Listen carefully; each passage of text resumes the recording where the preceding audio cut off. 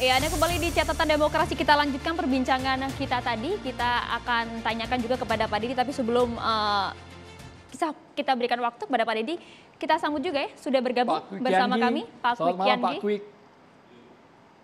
Halo, ya. Halo, selamat malam Pak. Selamat malam ya. Sudah jelas ya sama Pak Kwik. Maria, tadi ada pertanyaan dari netizen. Ada pertanyaan dari netizen yang juga cukup Bang masuk tadi, sudah sempat kami bacakan juga Pak. Kita ulangi lagi, apakah Anda dapat menjamin dengan kenaikan pajak terhadap sembako yang masuk dalam kategori sembako premium tadi, kemudian tidak akan mengakibatkan harga-harga yang di pasar juga mengalami kenaikan yang cukup signifikan, Pak Didi?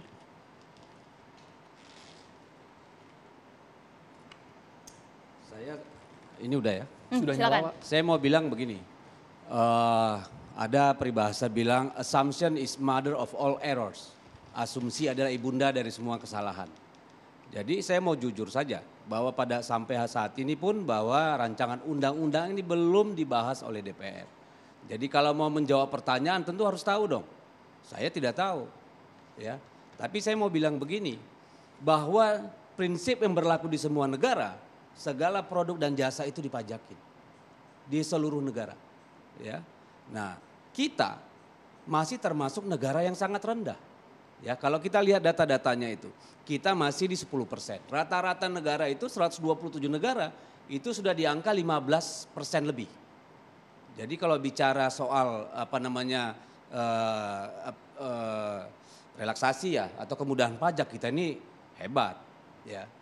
Lalu kita lihat belanja pemerintah untuk belanja sosial kita di angka 16,6%. Saat negara-negara berkembang rata-rata sudah 30%. Pajak adalah instrumen negara untuk melahirkan keadilan.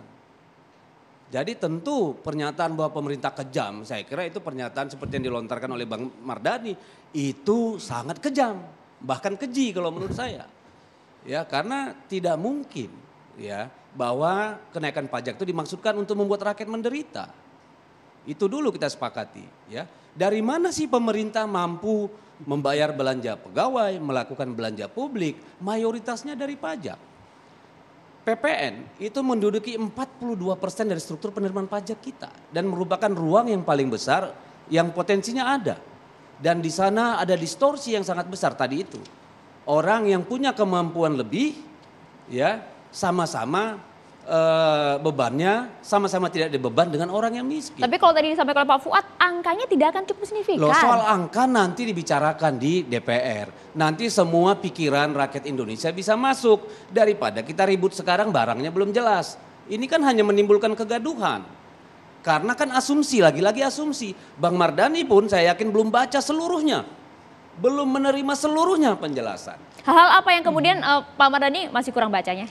Loh, pernyataan bahwa tadi negara kejam. Lah itu keji. Kalau menurut saya karena dia pun belum paham. Baru entar dulu Bang, nanti kan giliran Abang dong gantian ya. Karena dia pun belum ngerti nih duduk soalnya. Kerangkanya belum mengerti, maksud tujuannya belum mengerti tapi sudah berasumsi. Wajar. Karena ada orang yang memang sengaja mau menimbulkan kegaduhan. Barang yang masih harusnya belum ya walaupun ranahnya sudah DPR, belum menjadi pembahasan secara legalitas, sudah berkembang di ruang publik. Enggak, tujuannya untuk apa kalau sengaja membuat kegaduhan menurut Bang Ya Didi? tanyalah pada yang melemparkan ini ke publik, tapi saya mau bilang, usulan ini pun masih dalam kerangka undang-undang, karena undang-undang ya PPN memberikan ruang pada pemerintah 5-15%. Nah sekarang pertanyaan saya yang paling penting justru tujuannya apa sih? Kalau misalnya pemerintah mengusulkan ya undang-undang RUU yang ini, apakah itu terkait dengan kebutuhan kita mensiasati pandemi ataukah memang kita mau menyiapkan diri dalam rangka pemulihan pasca pandemi atau apa? Itu yang menurut saya harus kita lihat dulu supaya nanti ketika kita bicara teknikalitis bahwa yang miskin sekian, yang ini jangan, itu nanti kita bisa duduk bareng. Karena ini kan yang dilempar ke rakyat, oh sembako mau dipajakin. Loh, ini kan di luar dari konteks. Jadi mari kita dudukkan dulu persoalannya, pahami, mari kita baca bareng-bareng supaya jangan berasumsi. Oke, mekanisme nanti tapi tujuan terlebih dahulu. Tujuannya makanya dijelasin dulu. Tadi kan kalau katanya Pak Justinus kan tadi untuk pasca pandemi. Kalau saya apakah itu sudah 100% yang terjadi? Bahwa itu memang untuk nanti kita setelah pandemi, soal timing nih. Karena kalau saya melihat dalam kondisi sekarang sebenarnya memang pemerintah harus melakukan. Karena shortfall pajak kita memang cukup besar. Sebentar, Nah gini, harus eksekusi sekarang tanpa Loh. harus menunggu pandemi tuntas? pandemi tuntas siapa yang bisa jamin? Oke. Oke. Siapa yang bisa? Nah, itu menunjukkan Loh ini kan asumsi Bang. kisah Omnibus Law yang kemarin ditolak tapi dipaksakan pemerintah akan jalan. Ya. Sehingga kalau Dedi bilang asumsi itu ibunda dari segala kesalahan, kita melihat dan belajar dari kejadian sebelumnya ketika pemerintah memang memaksakan kehendaknya. Sebelum itu terjadi, seperti Justinus bilang tadi, Ya. lebih baik dibuka. Ini yang berbeda. Gitu. Memaksakan kehendak dengan memutuskan. Government supposed to govern. It has to make decision. Tapi kalau dalam bahasa oposisi bahwa itu adalah pemaksaan, entar dulu Ya, Bu. kita bisa Dulu ketika melihat. PKS ada di pemerintahan, mereka mengambil keputusan. Kami tidak bilang itu memaksa. Karena semua keputusan publik diambil menurut konteks dan kepentingan saat Dan ini. itu menunjukkan kepemihakan pemerintah kemana. Loh. Dan karena itu wajar ketika publik punya persepsi undang-undang perpajakan yang ada sekarang pun, apalagi dengan teks amnesti, orang yang ngemplang pajak diberikan, yang katanya 1.000 dapatnya cuma 100. Oke, itu bagian dari usaha, tetapi karena ini sudah jadi isu publik, kami ingin ini dibuka dalam kerangka arsitektur yang jelas. Maka gitu akan loh. dibuka itu, pasti dibuka. Kan Bang Mardhani ini anggota DPR. Masalahnya kapan begitu kan? Tunggu dong DPR-nya dan pemerintah, saya nggak bisa jawab. Itu pasti akan dibuka seluas-luasnya di DPR. Dan pada saat itulah mari kita bicara, barangnya ini apa? Kami tidak setuju. Oh kami sependapat. Nanti, jangan gaduh dulu. Karena Iya. apa? Karena tidak seorang pun sekarang bisa bilang, oh begini kesimpulan saya. Ntar dulu, udah Dan ngerti nanti belum? kita bisa punya cerita. Dulu undang-undang Omnibus Law bahkan ketika sudah disahkan pun halamannya bisa berubah dari 900 jadi Out of context, 1.000 dan Mas. segala macam. Tidak, sekarang saya sudah dapat bahannya, dan bahwa kemudian ini bisa berubah ketika diajukan dan dibahas, itu menunjukkan ada upaya testing the water. Lebih baik sekarang dibuka dan diberikan penjelasan, dan kami bicara karena kita melihat rakyat memang harus dijaga. gitu. Membuka undang-undang itu, rancangan undang-undang itu ya di forum DPR. Ya, Maunya dibuka di mana kan tidak mungkin di rancangan Monas. Undang-undang itu adalah sesuatu dokumen publik Iya, gitu loh. tapi Sehingga kan ada wajar proses. kalau dibuka. Ini gitu kan loh. Ini kan sudah ada progres terlanjur legislasi. heboh begitu, Pak Deddy. Ya nggak bisa gitu. Merancang undang-undang, pengesahan sebuah undang-undang ada prosesnya. Nggak bisa karena orang semua pengen tahu langsung kita tebar di lapangan Monas. Nggak seperti itu proses pembuatan undang-undang. Sabarlah. Saya kira akan Teman-teman ada waktunya.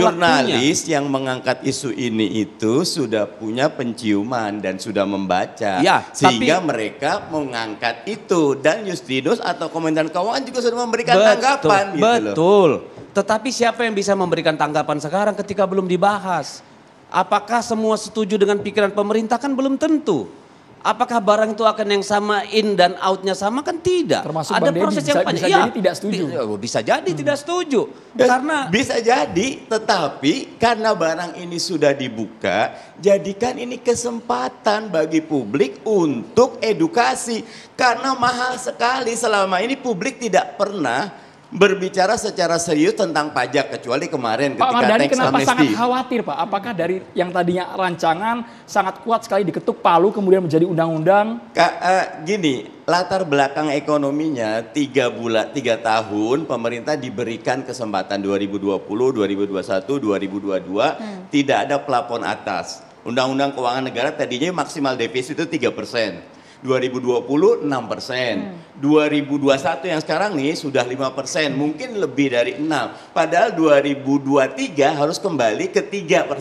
Nah 2022 menambah lubang yang besar dan utang luar negeri yang tinggi, kami menilai ini bisa jadi langkah panik pemerintah kalau kita tidak awasi sejak awal. saya kira gitu. bukan langkah panik. Semua tahu bahwa defisit anggaran kita memang melebar.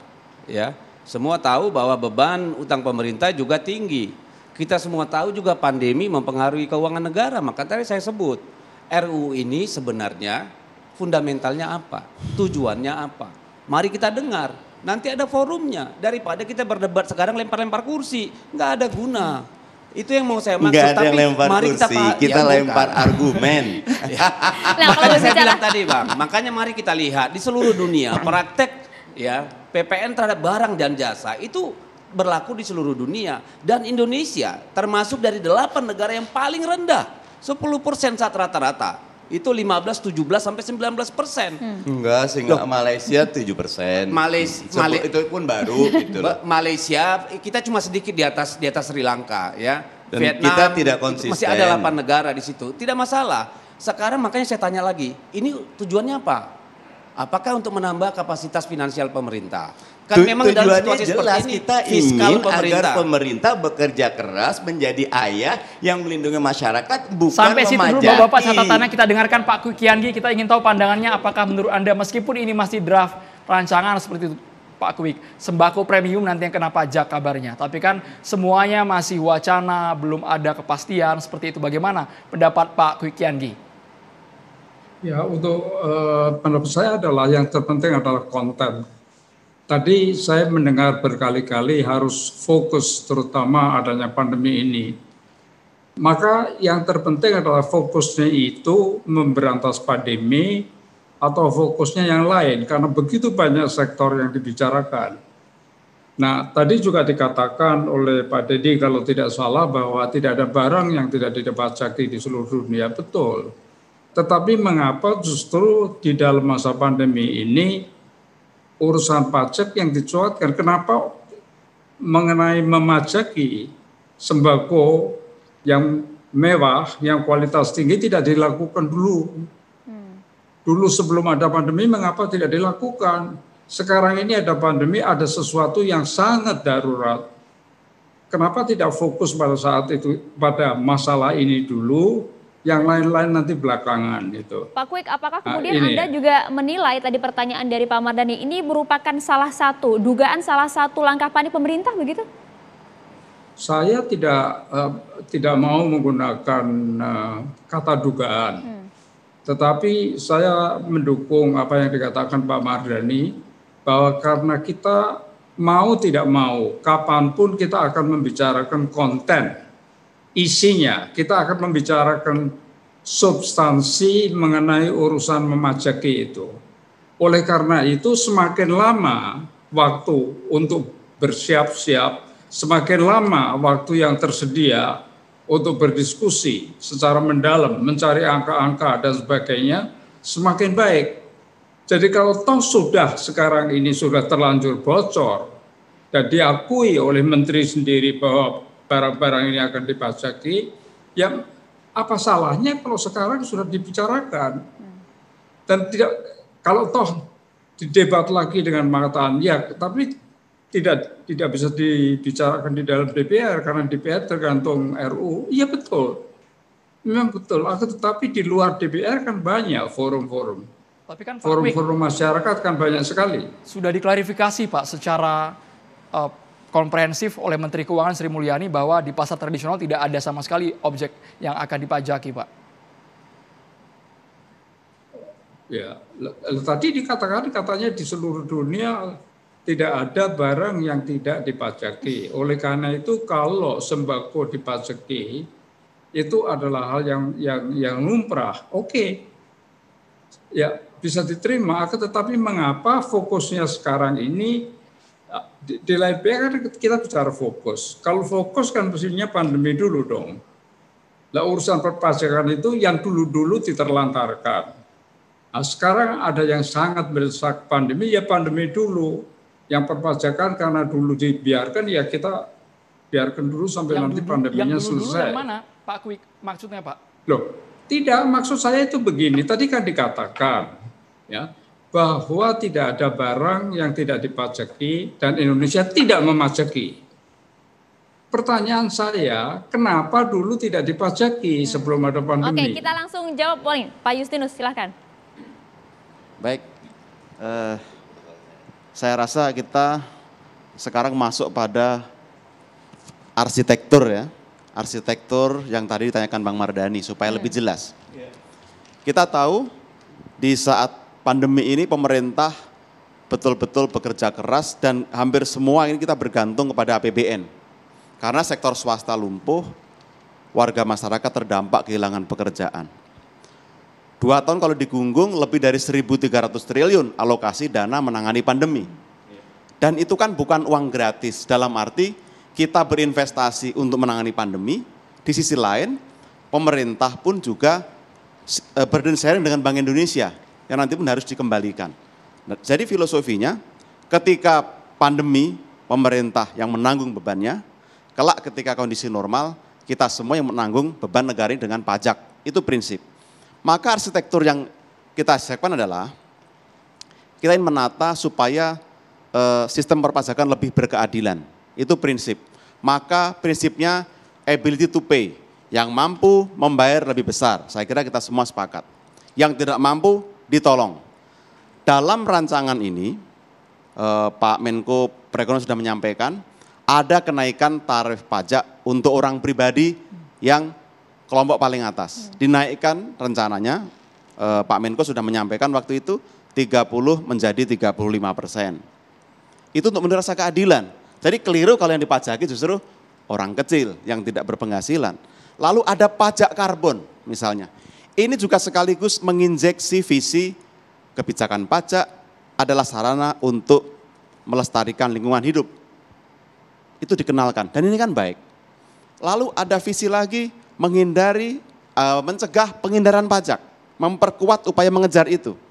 Sudah kita identifikasi perusahaan mana, wajib pajak mana yang memang tidak patuh pajak. Sekarang kita persuasi, kelak dengan instrumen lebih kuat, kita bisa melakukan dengan lebih kuat lagi. Itu kita siapkan juga. Jadi beberapa hal dalam konteks keadilan tadi, itu valid dan saya rasa kita semua sepakat. Sebagian bisa dikerjakan saat ini, terutama yang tadi anti penghindaran pajak, pajak karbon, itu bisa dikerjakan sekarang. Sedangkan selebihnya, konsep-konsep lain seperti PPN tadi, bisa kita siapkan dulu konsep desainnya, pelaksanaan nanti diatur dengan peraturan pemerintah. Itu sejak awal sudah kita siapkan. Jadi yang dikutip oleh teman-teman media, mohon maaf, ini dicomot satu pasal, dicomot pasal yang lain, lalu dikaitkan. Seolah-olah ketika ada barang kebutuhan pokok dikeluarkan dari pengecualian, di sisi kanan ada tarif PPN 12%, dihubungkan ini akan dikenai pajak 12%. Itu keliru. Yang utuh yang seperti apa Pak? Karena kami kan hanya mencatut dari dasar, dari pasal-pasal yang ada tercantum semuanya angka 12% kenaikan Nah sembako. ini sekaligus kami jelaskan, ini visi arsitektur ya Bang Mardhani ya Pak Fuad. Ketika semua barang akhirnya menjadi objek pajak dan jasa ya, tadi Pak Dedi menyampaikan, itu tidak serta-merta akan dikenai pajak. Bagaimana penjelasannya? Kita mengenal sistem multi tarif. Apa yang dilakukan sekarang, dirancang adalah multi tarif, ada tarif tinggi untuk barang-barang mewah, ada tarif rendah untuk barang kebutuhan orang banyak, Reduce tax. reduce rate ya. Lalu ada PPN final. Ini bisa lebih mudah lagi, tidak perlu pajak keluaran, pajak masukan yang dikreditkan Pak Fuad, lebih simpel. Sudah ada sekarang barang hasil pertanian 1% final. Di hulu saja semua selesai. Atau di tiap ini 1% aja, tidak perlu laporan yang terlalu berbelit-belit. Oke, jadi ini sebenarnya masalah ada lagi, angka Mbak, saja. Sebentar, ada lagi. Ada skema pajak tidak dipungut, ini fasilitas. Dengan skema tarif itu, justru kita bisa membedakan. Yang daya belinya tinggi, membeli barang mewah, dia bisa dikenai tarif tinggi. Barang kebutuhan pokok, tarif rendah, bahkan tidak dipungut. Dan ada yang kita siapkan. Kalau sekarang semua barang jasa itu kena 10% ya Pak Dedi, nanti dengan undang-undang ini, sekarang susu formula misalnya, atau popok bayi, atau mungkin pembalut wanita yang kena 10%, dengan skema ini bisa hanya dikenai 5%. Ini lebih adil, karena kita bisa memberikan layanan keadilan sesuai dengan segmen dan desainnya kita siapkan. Oke, itu baik. konstruksinya. Ya, kita perlu dengarkan juga respon dari Pak Kwik. Pak Kwik, jadi sudah cukup adilkah, sudah cukup tepatkah hal ini? Begini, soal adil dan tidak, itu tentu hal yang sangat relatif ya. Kalau tadi Pak Prastowo berbicara soal keadilan yang berbagai macam sektor yang disebut, menurut pendapat saya, mengapa Indonesia tidak mengenal pajak kekayaan? Sedangkan negara-negara Eropa Barat, negara maju semua mengenal. Mengapa Indonesia tidak mengenal pajak warisan? Sedangkan negara-negara lain mengenal itu. Sekarang ini kita di dunia yang maju ya, di negara-negara maju sedang bingung sekali karena setelah sekian lama, maka apa yang disinyalir oleh Karl Marx bahwa ada ketimpangan luar biasa antara kapitalisme yang disebabkan oleh karena liberalismenya Adam Smith, sekarang kembali lagi. Dan yang menemukan itu adalah Thomas Piketty yang melakukan research luar biasa. Dia menulis buku Capitalism in the 21st Century yang menunjukkan suatu ketimpangan luar biasa. Kemudian dalam 7 tahun dia menulis buku kedua yang judulnya adalah Capital and Ideology. Karena 1% manusia di dunia menguasai 80% kekayaan dunia. Artinya? Nah, jadi ini artinya urusan keadilan ini memang sangat relatif, dan urusan keadilan ini di Indonesia juga terjadi. Yang disinyalir oleh Thomas Piketty berarti di Indonesia. Mengapa nanti kalau keadilan itu kita tidak memusatkan pada yang luar biasa, yang ratusan triliun, puluhan miliar dolar. Kok yang kita bicarakan kok yang urusan beras, urusan sembako, segala macam, itu satu. Itu kan juga Dan lagi yang saya, disasar, Pak Kwik. Ya, Itu kan juga lagi disasar juga oleh pemerintah kabarnya. iya, tetapi tidak ada prioritasnya. Prioritasnya di mana? Dan saya juga meragukan apa betul. Marilah kita saksikan kalau itu sudah disasar, bagus sekali. Kalau soal yang itu Tetapi tidak menarik buat sudah. media, Pak. Ya, nah ini dia. Ini yang susah sekarang kan tadi kita ini sekarang pandemi ini tidak main-main. Jadi kita mesti fokus pada pandemi. Karena tidak ada uang pandemi, maka uangnya diambil dari PPN yang menyasar kepada orang yang membutuhkan sehari-hari. Dengan demikian lalu pandemi yang ansih adalah sebuah penderitaan luar biasa akan mengakibatkan penderitaan lain lagi. Jadi saya mendapat kesan bahwa segala sesuatu ini serba panik gitu loh. Jadi lebih baik pemerintah lebih tenang, berpikir secara tenang, secara mendalam. Marilah kita selesaikan urusan pandeminya dulu. Dengan segala cara yang memungkinkan, utang pun tidak apa-apa. Tetapi yang lain-lain aja. Ini sekarang ini nampaknya pemerintah begitu kebingungan, memperoleh masukan yang begitu banyak dari berbagai pihak, dan ya yang tertinggi bingung. Jadi pemimpin-pemimpin pada bingung sehingga semua ditangani, semua sektor ditangani, akhirnya akan menjadi kacau balau. Baik Pak Kwik, ini pertanyaan perlu juga dijawab oleh Pak Justinus. Terima kasih banyak Pak Kwik Kiangi sudah bergabung di Catatan Demokrasi. Tapi Terima poin kasih, ini malam, harus Pak Kwik. dijawab ini Pak, agar makin jelas apakah memang pemerintah kebingungan mencari objek pajak mana lagi yang kira-kira bisa diambil menjadi pundi-pundi penerimaan negara. Sesaat lagi Pak Justinus, kita harus jeda dulu hanya di Catatan Demokrasi pemirsa.